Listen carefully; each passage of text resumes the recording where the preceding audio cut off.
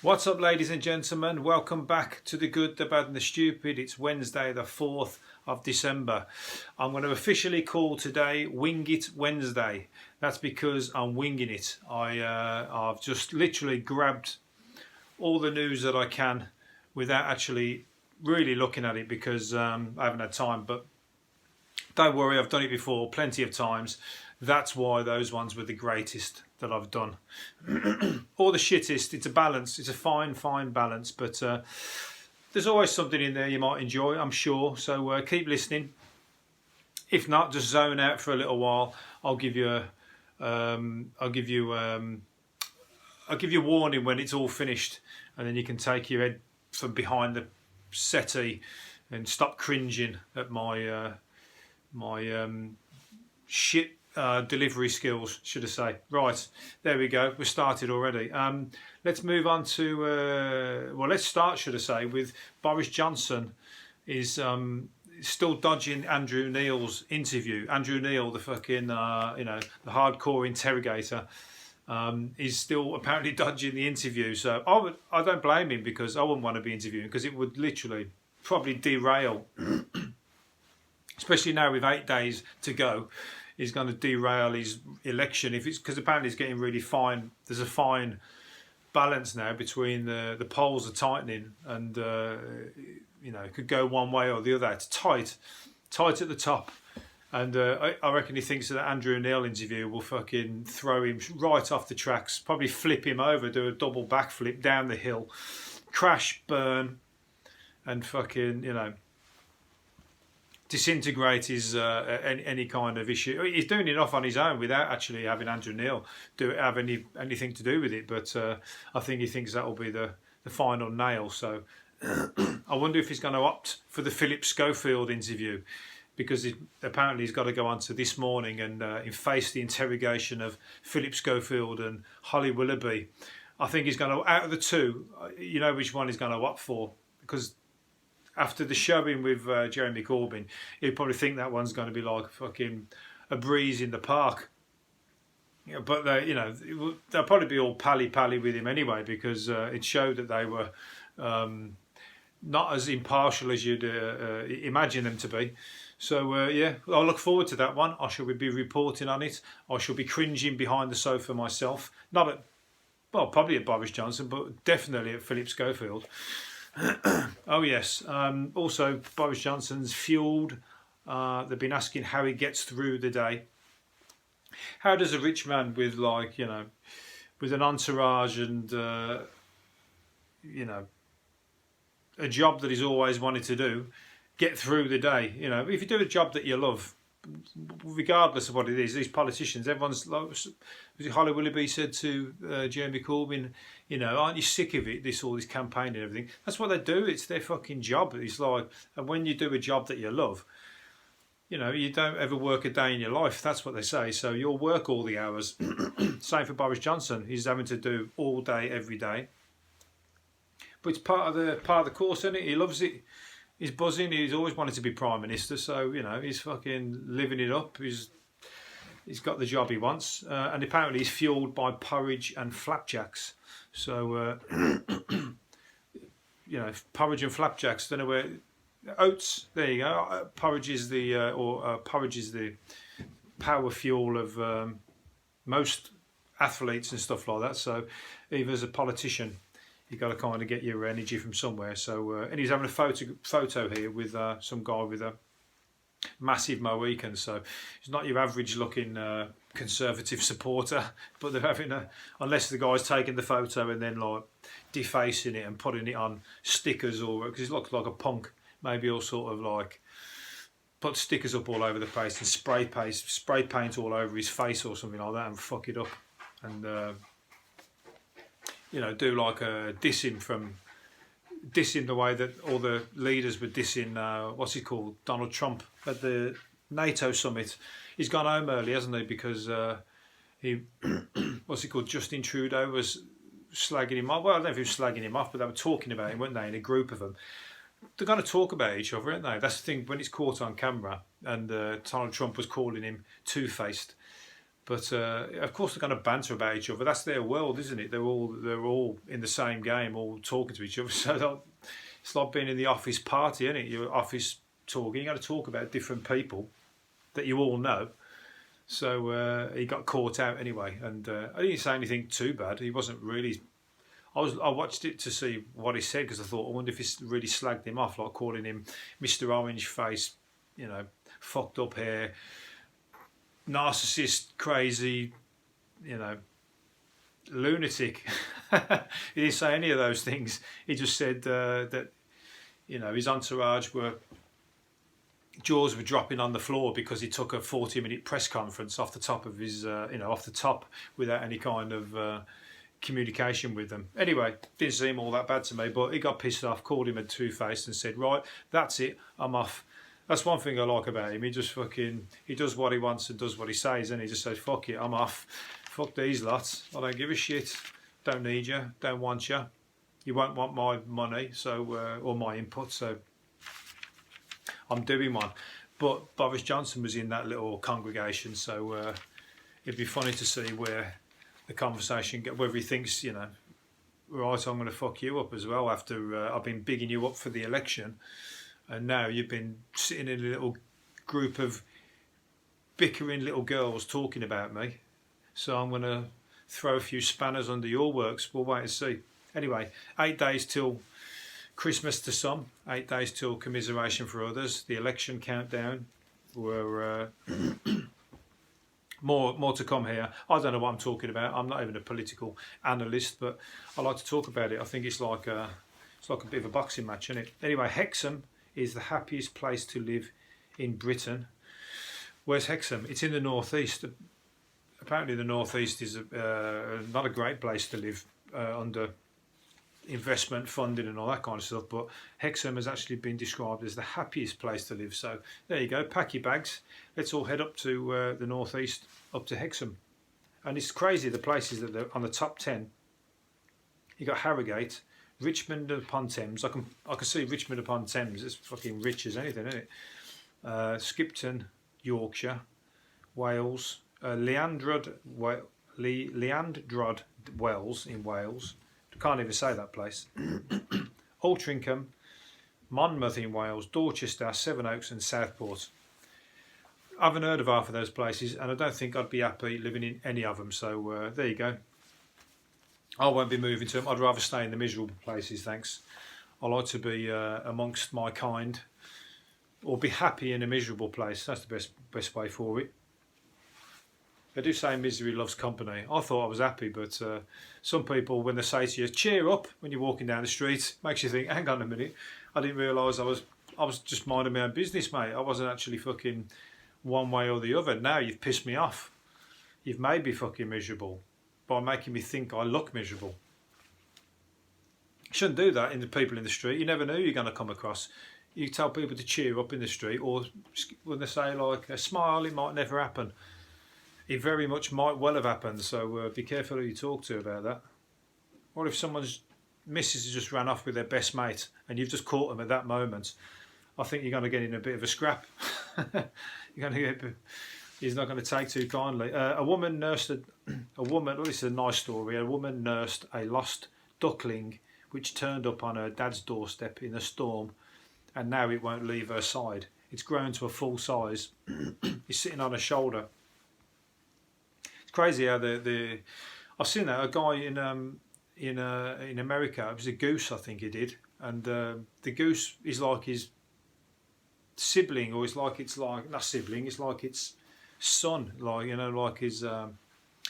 And he's bombing it along the river in his speedboat, and the geese is flapping like this alongside him, almost right alongside his head. If you look for the video on YouTube or whatever, it's pet goose kind of thing. It's like his family.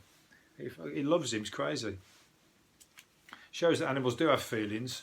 So, it's nice to see that that duck is not going to end up in a duck curry somewhere in some Chinese restaurant, or duck breast, whatever, in some posh Heston Blumenthal type environment. He's going to survive, and he's going to be one of the family. Watch the TV. Some of them watch the telly with the family as well, don't they? Here's a happy guy. A gold hunter discovered a record-breaking nugget, 80 grand golden nugget in a Scottish riverbed. Fucking, there you go. Pack your bags again. Get up. That's one of the happiest places to live in the UK at the moment. Be on the riverbank. I'll be happy up there with a sieve, sifting for gold in the riverbank. I bet everybody's fucking leapfrogged themselves up there. 22 carat. Was it weigh 121 grams? And it's a big, massive, big lump. I didn't even know you could find gold in Scotland. Well, we do now. So, what's it called? Gold hunters. It's mad, isn't it? Again, I said it yesterday. It's just metal. It's a piece of metal found in the water. But he's £80,000 better off for it. So, wherever you can find it, all good. Or steal it. Obviously, off the banks, not off the general public, please. I'm on about in the heist, the Poland gold that we saw yesterday, the big gold bars and everything like that. Not easy to nick all that stuff anyway, is it? You know, there's a what's them machines at the fairgrounds or whatever, where you can put your hand in or something, and I think it's in Japan or somewhere. I saw a video of it. You put your hand in, and there's a gold bar, and if you can lift that gold bar up and out, you can have it. But it weighs about. I mean, it costs thousands of pounds, but there's no way you can lift. It's that heavy. Nobody can do it. So it's an impossible sort of challenge. Somebody will do it one day. Somebody will be training their forearm like this, you know, like that, like they do with the for the arm wrestling or whatever. Somebody will be training that forearm just so that they can win on that, pick up the gold bar. Hopefully they do. You know what I mean? That'd be egg on the face of the person who's put the challenge up there. Dillian White's brother, a boxer. Well, Dillian White, the boxer, his brother was on a flight, a British Airways flight, and his Dean White, his name is. He's 6'7", so he ain't no shrinking violet. And somebody got up and tried to open the plane door whilst it was flying. Somebody had a panic attack, and then started trying to fucking yank the handle of the door to open the door. And to get out, he was like trying to say, "Oh, I've got to get off. I want to get off now." He's having a panic attack.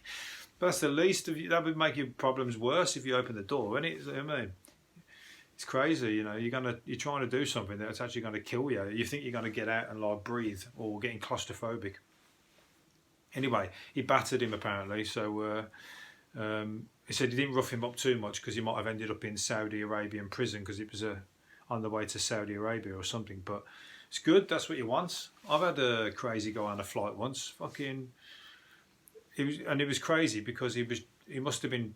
It was a long flight. I reckon he'd been necking Valium or something to sleep, but then drinking all the free booze on the long flights, and he just started going crazy. He was like, there's a Jewish guy reading a book at the back of the plane, and he was like praying basically, and the guy came over and started smashing the book out of his hands by the door, and sort of playing up by the door and everything, and everyone was like ready to sort of jump on him. Eventually they had to pin him to his seat, but luckily he didn't play up too much. His partner couldn't control him basically, and she was apologising, but it was the right wreck. He was literally off his nut, and I don't think he knew what he was doing.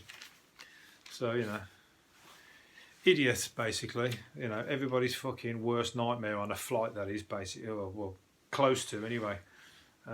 Elton John is another one. Somebody's worst nightmare on a flight. Elton John on a private jet. All the what's it called? I bet all the staff on there, all the air hostesses and everything are like, "Oh fucking hell, he's a right diva, isn't he?" And there's like a picture of him here throwing a what's it called? A Gucci £2,000 Gucci bag out of the private jet, like lobbing it, and somebody had to catch it, and he's storming out of there. Is he saying what he did it? He called two of the security guards turds, and then something a lot worse when they tried to remove a fan from a gig. Oh, that was another thing when he was at when he was actually singing. So he's a stroppy fucker, isn't he? Oh, Mr. Entitled, you know, he's got all the money in the world, and he can have his strops, can't you? It doesn't matter if you got the money. Everyone gets pissed off, but depends on what you're getting pissed off about. You know, if he's throwing a 2,000 Gucci bag out of the plane because somebody won't carry it for him or something like that, then good. You know, fucking, you know, he's only keeping his wig on because it's sewn into his head. But you know, it's all part of the course and it's part of the show. It gets him in the papers. Everyone loves him anyway. Well, his fans love him. I don't, but still. A head teacher has been. Oh, what's this one? What am I going on about? Oh, this is a good one. A 20-strong team workmates landed £160,000 by putting on an £8 bet. They put on an £8 bet, right, for 20 teams across England, Scotland, and Spain to score at least one goal. 160 grand, fucking, you know, and it's not. You don't, actually, I put a lot of bets on before in the bookies on football teams. I've done it on 5, never won one. But you just put like 20 teams to win, all to score at least one goal, and they got 160 grand. I'm going to start doing that. I'm going to report back here if I win one. But it doesn't seem like it would be that hard, does it? But I think the football's results of that, they seem really easy to try and predict them, but it's very rare that you fucking win one. But they're happy because they got 160 grand. So there's a lot of happy people this week winning money left, right, and centre. I ain't won a fucking bean, and I haven't made a bean either. So let's hope this is the podcast that takes off and makes me a load of dough, because it ain't coming in any other way very fast. The bills are coming in fucking thick and fast. The money ain't. Where am I going here? Oh yeah, artist. Here's somebody who can make money without even trying by the looks of it, because artist Hayden Kays is selling her recreations of bags of poo. She's made some bags of dog poo, you know, like what you would drop in the thing in the park. She's made some artistic creations, like plastic versions of them, and she's selling them for £500. And so she's selling them off the back of her name, really, because it's literally the shittest piece of art I've seen, literally. No, I mean, it's like, it ain't very good. It's just a bag of poo, isn't it? And she's had her art has been bought by Jude Law. Well, the name dropped there, Jude Law. Lots of celebrities apparently have bought her artworks. And it's a resin cast of a dog poo bag. So who's going to buy that? I mean, so people's going to buy it and just put it in the cupboard. They're not going to put it on show, are they? On the shelf, like an amazing piece of like ornament. So there you go. If you fancy that for Christmas, or you can think of somebody to buy, you know, maybe it's a joke present for the rich that they'll buy for someone. You know, 500 quid. Yeah, fuck it. It's 500 quid wasted, but hey ho, we got millions. Brass singer Matt Goss says people no longer hug because of political correctness. Speaking as part of Good Morning Britain's campaign against loneliness, they say we need interaction, but we are terrified of it in this politically correct world. I'm not sure that one goes together, political correctness and people not trying to hug. Maybe people are just more reserved now, and they're just like don't know how to hug because they're not brought up in a fucking happy world or happy environment. That's more like it. People are, you know, don't. That fucking loving environment where everybody gets taught how to be, you know, learn off your parents how everybody's all smiling and happy. Massive parts of the country don't get to have that environment. They just see somebody who's stressed and fucking, you know, dealing with panic and bill. You know, me dealing with the stress of no money, no bills. I mean, sorry, loads of bills. I can't afford to eat and stuff like that. So that's where people are struggling. So I don't know about political correctness. He might have a point. I didn't listen to the whole interview, so you'll have to check it out. But he said some silly things in the past, hasn't he? But that thing about conkers, about conkers being banned. The world's gone mad. You can't play conkers anymore. I think it's true. I mean, you can play conkers all you like, but I think it's health and safety, isn't it? They don't let them play it in school and stuff, in case you take somebody's eye out or whatever. I used to love playing conkers. Fucking right old laugh. It was, or going. How is it when you go looking for conkers? Some people who are listening, if you're listening from another country, you're probably thinking, "What the fuck, are conkers?" It's a old British game, the old conker on a shoestring. It's the game of anybody can play it, but it costs you nothing other than having to climb over somebody's fence and nick all the conkers out of their back garden. The full English breakfast is dying out as more Brits shun it in favour of avocados due to health concerns. I doubt it. Not on the building sites. They're still fucking bang up for a cheap full English. But avocados is creeping onto the menus, isn't it? I like avocado with my breakfast, and I don't eat meat. I try and make the same full English, but with non-meat versions. So I still have one. I just don't have egg. Might have the avocado instead of egg. I think I'm slowly getting gentrified in my old age. But because what is it? Some of them breakfasts are like $2.99, and you got a massive plate of food. It's like, where's the profit? They're making a profit on that as well. So it doesn't make you think there's anything too clever in a lot of those ingredients if they can sell it that cheap. In fact, I remember a box. Somebody told me that they worked on a burger stall, like selling burgers and hot dogs and all that kind of stuff. And they used to buy 200 hot dogs, 200 sausages in a box from the wholesalers for £3. And they're the big sausages as well, £3 for 200. So, so that you can see there ain't much fucking goodness in those. They might be tasty, but the fucking, they're not going to your, they're not giving you any goodness. That's what I'm trying to say. I don't know what I'm trying to say. I'm getting myself tongue-tied here, but so have an avocado on toast if you want to. It might not be the most interesting or exciting looking breakfast, but it's definitely going to. Or porridge and flapjacks after Boris Johnson. Might make you sort of turn into Boris Johnson, so don't go too fucking heavy on it. Well, I'm going to finish up on one more thing, I think, if I can find one. Where have I put it? Have a go, hero. I'm going to finish up on two more things. Nish Kumar had bread rolls thrown at him when he did a comedy gig at a charity cricket. No, everyone's meant to be in good spirits at a charity event. A charity cricket lunch. He stood up and did like a bit of. He was a guest speaker. He's probably doing it for free at a charity thing. If he's getting paid, that's a bit tight. You shouldn't be taking money off a charity. But anyway, he got up and started doing some Brexit jokes and that, and someone lobbed a bread roll at his head, but it missed him. So, it was. I think he ended up. They were trying to boo him off and everything, and he had to walk off. So, there you go. Don't combine your politics on stage, because especially you might just get the wrong crowd. It's a hit and miss, isn't it? You don't know who you're dealing with. If you start like slagging off the one party or the other, you might just get like. That bread roll might have hit him, or he might have fucking had something else a bit stronger thrown, like a bottle or something. Right, last one. A have-a-go hero rushed to save victims of a hold-up in a village shop. I like this. When he realised that the criminals were actually actors. They were producing a horror film, and the passerby chased the gang when they made their getaway.